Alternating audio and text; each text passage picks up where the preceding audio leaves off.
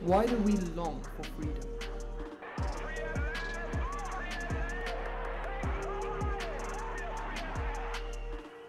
What drives us to search for liberty? What is in the human spirit that refuses to be held captive?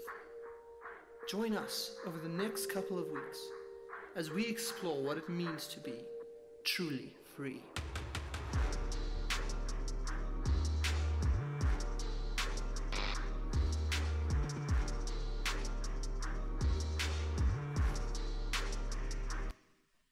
Good evening, everybody. It's really good to be here. It's great to be here on a new series. We started a brand new series this morning entitled Liberty, as the preaching platform said. And if you haven't listened to this morning's message, I really encourage you. Hop online. It's on YouTube. It's a whole bunch of places. Go check it out. It was an amazing topic this morning, looking at sin. But I'm going on to a topic called the freedom from fear. Freedom from fear. So I wonder if you could turn to Psalm 39. Psalm 39. And there are a couple of things that happen on Sunday. One of the best things that happens on Sunday is church, right? Everyone agree? Church is awesome. But one of the things that Caroline and I do is we usually go visit family after the first morning service. We go visit some family. Usually it's either Caroline's mom or dad, or I go visit my mother. And there are a couple of staple things that I know that are going to happen in my mother's house. One is that there will be a roast, right? There'll be chicken, beef, pork, whatever it is. There'll be this roast, right? The other thing is that my mother only trusts one type of car, and that's a Toyota. No other car, right? She's had a Toyota Corolla for like 20 years. She's going to have this Camry for like another 40. I don't know how it is, but that's what I know. When I drive into that driveway, I know that I'll smell a roast and that there'll be a Toyota in the driveway. That's how I know that I'm home. But this one day, a couple of years ago, I was driving to my mother's house, and I drove into the driveway, and there in our driveway, right outside the garage, was an Aston Martin Vanquish, right? Now, I've got a picture of this car. I took like a double take. You know, like, I'm just like, has my mother been living it up since I moved out of house? Like, what is going on, right? I haven't even seen an Aston Martin like on the road, and here's one in my mother's driveway, and I looked around, and I went around, and I was like, what is going on? Like, who's visiting us? Is like James Bond here? And if you've never seen like Aston Martin, I mean, it's beauty and art and engineering all wrapped up in this beautiful thing crafted in England. I mean, it is an exquisite car, and there it was in my mother's driveway, and next to it was a Toyota, right? And so I looked around, and I was like, what is this car doing here? And so my mother's like, hey, I want to introduce you to a friend. It's an old family friend. You've never met them. And I was like, do you own the Aston Martin? Please, can I have a drive? Like, please, can I have a drive in your car? And so I put out my hand waiting for him to put the keys inside, right? But he just shook my hand, and then it was awkward. And then he got into the driver's seat, right? And I got into the passenger seat, and I sat down, and there's just this, the smell of leather, the wood, the dashboard. I mean, ladies, maybe not understanding, but guys, you get this, right? It's amazing, right? And I get in, and I've never met this guy. I don't know who he is, right? But I'm too pumped. So I get right in, and he takes it on the highway, like up towards Hilton, and he's going faster, and in a couple of seconds, he's going fast. I don't know who this guy is.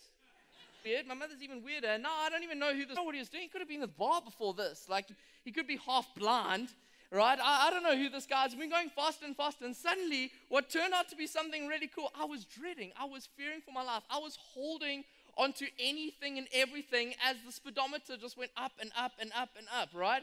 I was freaking out. I was like, and I eventually was like, hey, do you mind if we just like slow down? And I don't know if you're one of those backseat drivers. Anyone backseat drivers here? If you're a backseat driver, thanks, we're in church, please be honest, right? Backseat driver, right? I don't say much. I'm one of those people that just, my feet are out, right? I am pushing the invisible pedals, right? Whereas my wife is like a verbal, she's one of those people that just say straight out, hey, slow down. Can you speed up? Turn left, turn right. You meant to turn right. Did you see the pothole? It was the size of Africa. Like, how did you hit the one pothole in the road, right? She's one of those backseat drivers. I just hold on to, like, I finally realized what that thing is on the left-hand side, right? It's to hold on for life, right? That's what it is. And here's the thing, right? If you don't trust the driver because you don't know who the driver is, you don't enjoy the journey. Isn't that true? And a lot of times, what we want to do in these moments when we in the passenger, right, is that we want to grab control. We want to sit here. We want to grab we want to grab the steering wheel, know the pedals. We want to be in control a lot of the time. But that's not how God deals with us. A lot of the times, we're sitting here, and life's coming at us, and it's quite scary, and it's quite bumpy, and if you don't know the driver, it's going to be a very unpleasant journey. And so, what begins to happen is that mankind, for their entire existence, has wanted to take control. What happened in the garden when they took control?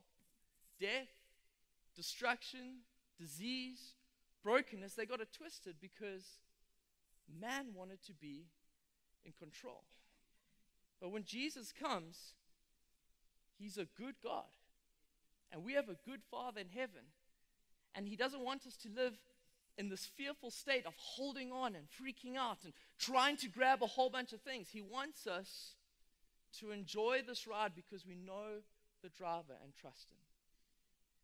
And I was amazed that during worship, when we were talking about the goodness of God, I was like, that is absolutely amazing, because that's what I want to look at this evening, to say that a lot of believers live in absolute fear.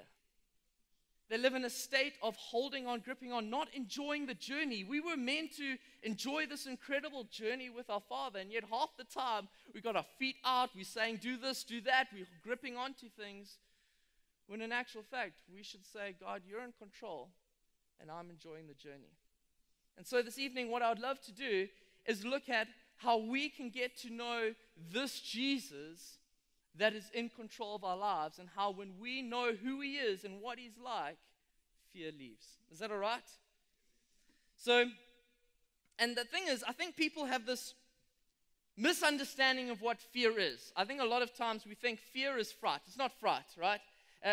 My wife, when she jumps into the shower and there's a spider there, right, I think she's dying, right? There's just screaming and whatever. I'm not talking about that. I'm not talking about a fright. I'm not talking about you heard a loud noise and now it's all creepy. I'm not talking about that. I'm talking about when fear moves in. When fear moves into your house. You know those friends who say, hey, I'm coming for a visit, but then they decide that they're going to stay at your couch and eat from your fridge, right? They move in and now it becomes uncomfortable. How do you tell them to leave, right? Now it's awkward, right? That's the fear I'm talking about. I believe that there's some people here this evening where fear has moved in, and fear is camping right in your intellect, in your mind, and in your heart. And so you are absolutely gripped by fear. You're constantly going, how does this work? I'm not talking about you just got a fright. I'm talking about every single evening you are absolutely gripped by fear. And so you start asking a whole bunch of questions. You start asking the what if questions. And if you've been there, what if this happens? What if the economy turns down? What if I lose my job? What if my children make friends with the wrong type of friends? What if they find friends that have the separate beliefs to what I believe? What happens if my finances go down? What happens if there's a car crash? What happens if someone breaks into tonight? What happens? What happens? What happens? And basically, you are gripped by fear. And every time we ask these types of questions, what if, what if, what if, what if, we are fueling our fear.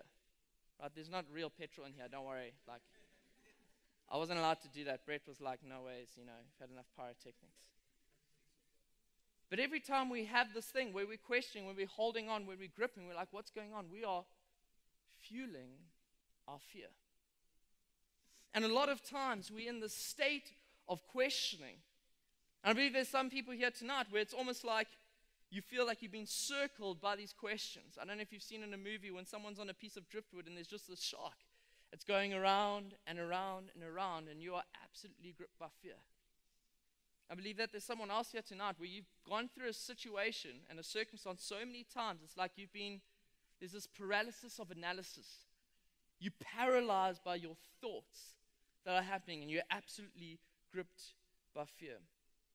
And a lot of times what we want to do is we want to white knuckle it. I've seen this. There was this guy that said, you know how you defeat fear? You just face it. You just go for it, you face it, and it's like the self-help trying to get you and go positiveness. And you know those guys that just smile too much. You don't trust them. You're like, no, man, you smile too much. It's like crocodile teeth. It's weird. Like, what is going on, right? And they just smile too much. You're just like, you white knuckle, you do it. Here's the thing. If I said, don't think of a pink elephant, how many of you guys thought of a pink elephant? Right? If I say, don't fear, don't fear, don't fear, don't fear, what are you going to end up doing? Don't fear, right? It's like when I was a kid and you had to go downstairs, right? There's nothing downstairs, there's nothing downstairs, there's nothing downstairs. And every time you said it, the monster got bigger and weirder in your mind, right? Even worse, like it was just super weird. Here's the thing, is that we can't do that. We can't sit and say we're going to fight our fear in our own strength. That's not how we do that. We have to, instead, what we have to do is we have to fuel our faith. We have to fuel our faith by knowing and learning who God is. That He is a good God. That He is in control. That He holds everything in His hand. That if evil dads know how to give their children good gifts, how much more our Father in heaven will give good gifts to His children. And so, when we know who God is, we fuel our faith. And so we can sit here, know that He is in control, know that whatever happens, whatever's coming up in that road, whatever life brings across us, we know that He is here and He's good. And how many of us are fueling our fear instead of fueling our faith? And so I want to look at Psalm 34, and look at how we can fuel our faith. When we fuel our faith, our fear is extinguished. Psalm 34. The Psalms were an incredible part of the Bible. If you want to look at what to read in the morning, I would say read a psalm a day at least. Psalms are incredible. So these people who walk very closely with God, guys like David, guys like Solomon, guys in the Old Testament, some were kings, some were priests, and they wrote down exactly their journeys with God, and they were very honest. And I believe that God is looking for people with an honest faith, with their real struggles. And so Psalm 34 is an incredible psalm, and I want to go through it, and I want to look at how we can fuel our faith and extinguish our fear. Is that okay? Psalm 34 verse 1 to 4 says this: I will bless the Lord at all times. His praise shall continually be in my mouth. My soul makes its boast in the Lord. Let the humble hear and be glad. Oh, magnify the Lord with me, and let us exalt His name together. I sought the Lord, and He answered me and delivered me from all my fears. Point number 1 is this: we fuel our faith by praise. We fuel our faith by praise. I love what it said in that one song, Good Grace, that we sang this evening. It says, as our praises go up, the walls come down. As we praise our God, we magnify Him, because a lot of times we magnify what we're surrounded with and we don't magnify our King over the situation, right? And Psalm 34 really looks at how we can magnify our King and praise Him. But some of you may be here this evening going, how do I praise Him? What do I praise Him for? Well, here's the thing. This is what 1 John 4 says. 1 John 4 says this: this is how God shows us His love among us. I mean, that's an incredible one verse. That's basically, if you're here and you white-knuckling, you're fearful. This is about to explain how you know that God has shown your love, His love to you. This is how God showed His love among us. He sent His only Son into the world that we might live through Him. And so we know and rely on the love God has for us. God is love. Whoever lives in love lives in God, and God in them. This is how love is made complete among us, so that we will have confidence on the day of judgment. If you're here and you're fearful, how do you know you have confidence? This is what the next verse says. In this world, we are like Jesus. There is no fear in love, But perfect love drives out fear, because fear has to do with punishment. The one who fears is not made perfect in love. Here's the thing, is that, can you imagine one day dying and appearing before the royal throne of heaven, where this God who speaks and thunders, and there's rainbows and there's angels, multitudes of millions of angels and nations praising him, and not only are they praising him, and he's mighty and he's scary, there's thunder and lightning around him, but he holds all things in his hands, the stars, the universes. Not only that, he sees everything, past, present, future, as though it's happening at the same time. Things we can't even fathom. Heavenly creatures all bowing down, covering their faces. They don't even want to appear towards this holy and good God. And then not only that, this God who's so powerful and so mighty, knows our exact thoughts. He knows what's happening in our heart. He knows exactly our motives and motivations and everything about us. Imagine appearing with everything exposed before that king. And you know what this verse says? We do not need to fear in that moment, because the punishment that was meant for us has been done on Jesus. And so that when we come to the scariest moment of our lives one day, when we die, we can have full confidence, because there is no fear in love, because that punishment that was meant for us has been pushed onto Jesus, has been given over to Jesus, and Jesus absorbed our punishment. And so when that moment comes, we do not need to fear. How much more do you want to magnify him when you realize what he's done for us?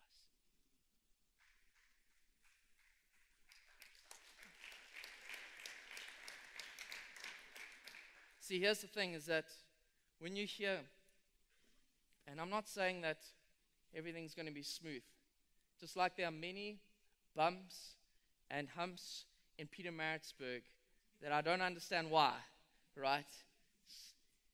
There are things that are going to happen in life. Jesus promised us that. He said, there will be trouble in this world, but take heart, I have overcome the world. And so when we say, you know, Lord, there are some scary things happening, but I know that the scariest moment that will one day happen when I die, I can face with full confidence, because the punishment happened to Jesus, and there is no fear in this relationship, because he has taken that punishment.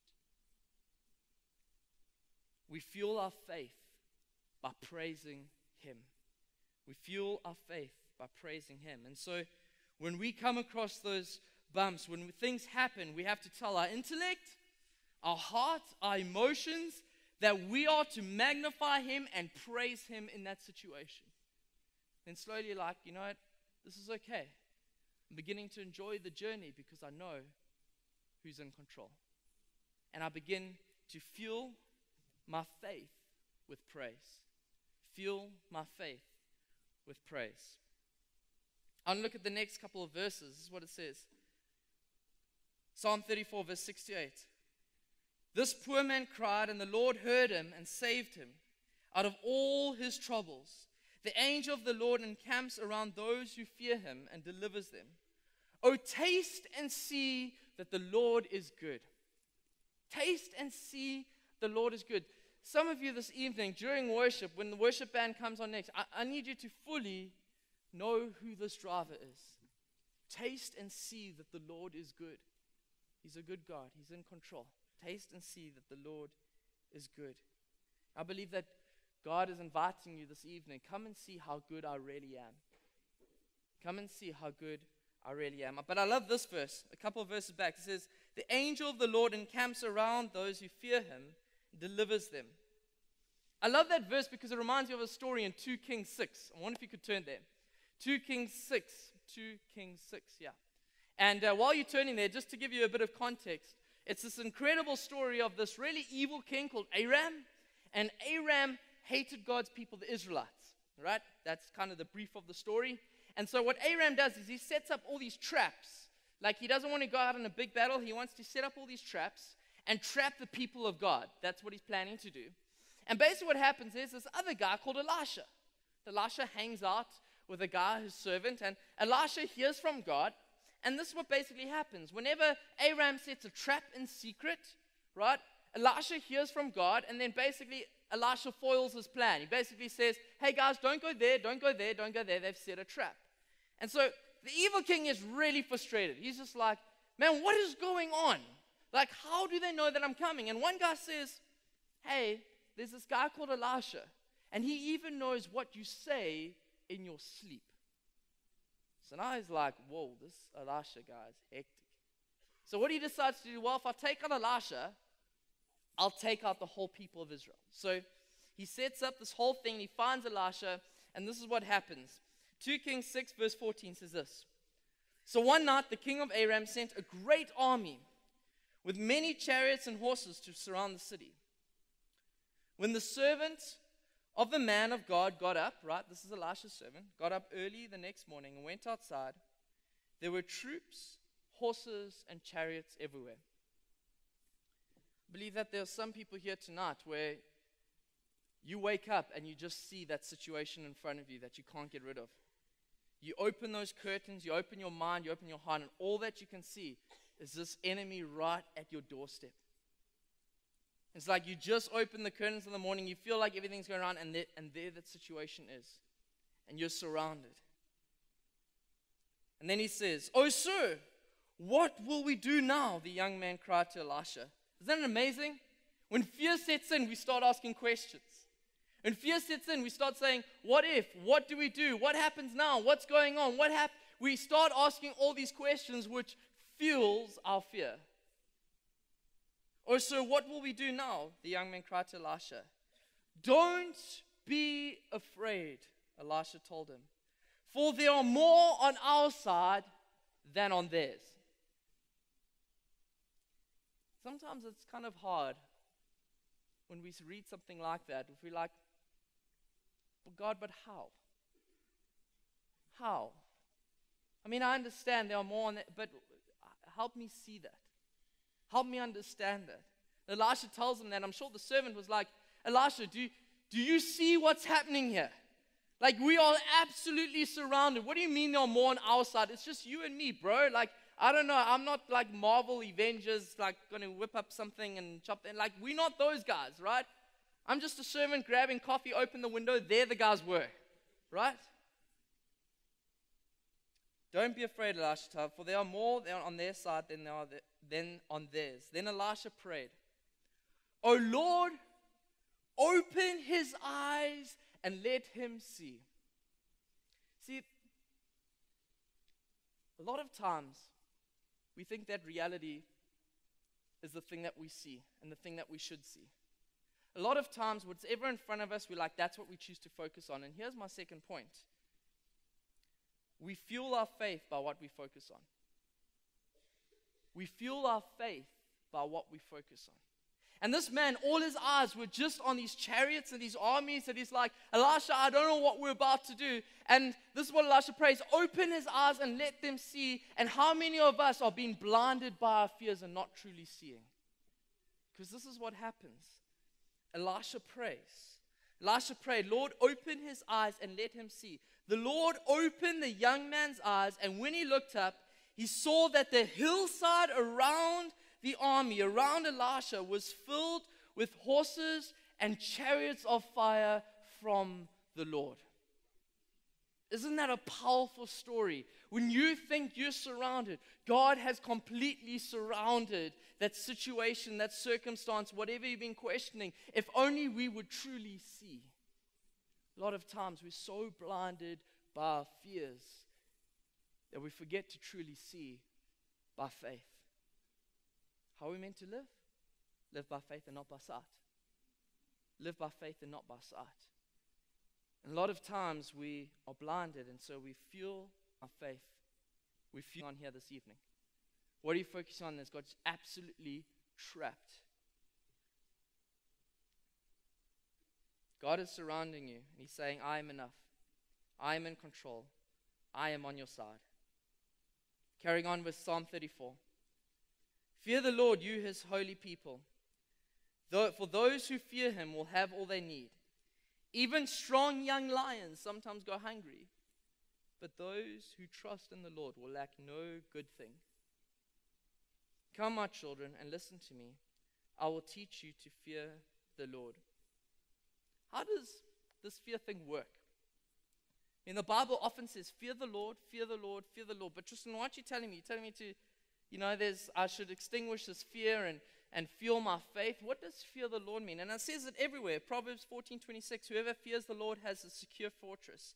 Proverbs 19:23, the fear of the Lord leads to life. Psalm 112 verse 1, praise the Lord. How joyful those who fear the Lord and delight in obeying his commands. But Tristan, you said there's no fear in love. How does this fear thing work? See, this is a different kind of fear. The fear that John was talking about was fear of punishment. We don't have to fear punishment from our Father.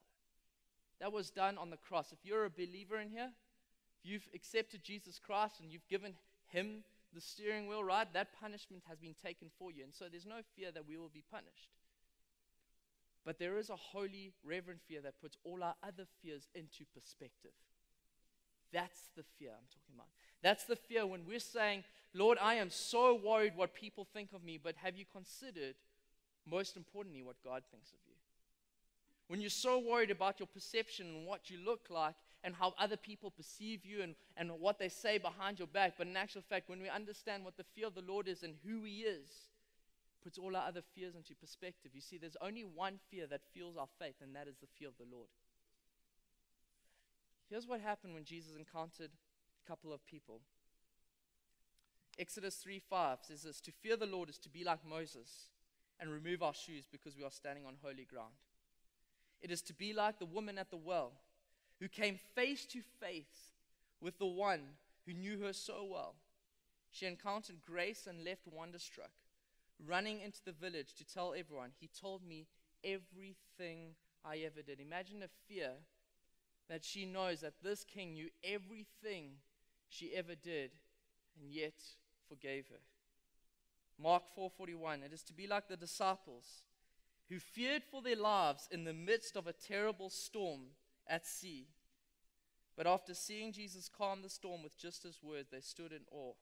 And they were filled with a great fear and said to one another, who then is this that even the wind and the sea obey him? See, there's a holy fear that fuels our faith. It's kind of like this. It's kind of like if we're sitting in here, we're on a journey, and we know that this driver has got all the experience we'll ever need, all the skill we ever need. How can we ever do what he does? God. Analogy, a theologian on, and there's an avalanche, and there's a cave in the mountain that caused the avalanche, is in the mountain. It says, God, I don't know what everything, and so our punishment that I deserved is on Jesus, into that throne room of grace in my. You and I were meant to enjoy this journey. Our lives fearful and afraid. We need to learn how to feel. We'll stand if the band could come on up. Came in just now. And this word was from Isaiah, and it said, you know the way.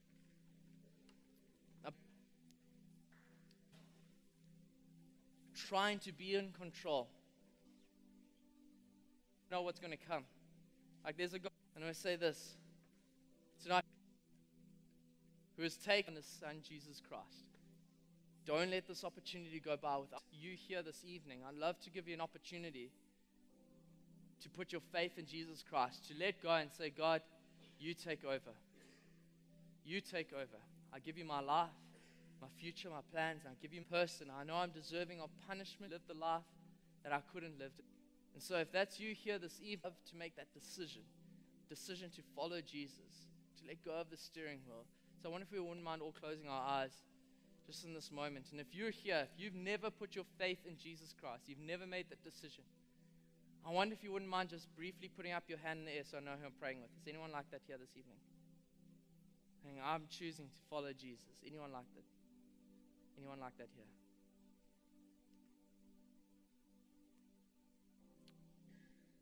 Don't let this opportunity go by. Anyone here?